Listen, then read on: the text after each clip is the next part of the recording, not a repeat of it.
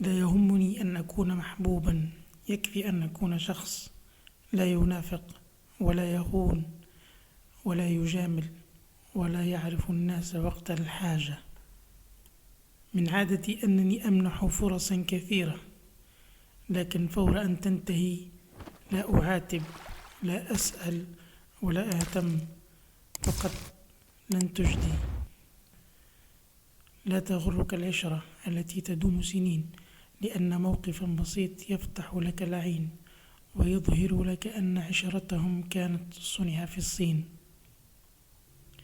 الوفاء الحقيقي ألا تخذل أحدا كان يثق بك.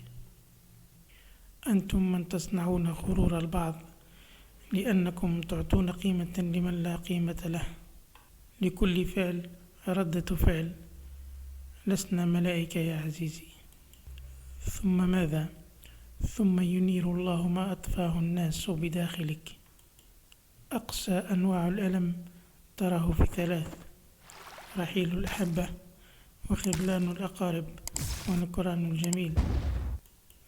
لا يوجد داخل قلبي جزء أسود للحقد، فإن راق لي فكرهم دخلوا قلبي، وإن صدمتني حقيقتهم أخرجتهم من محيطي وانتهت القضية.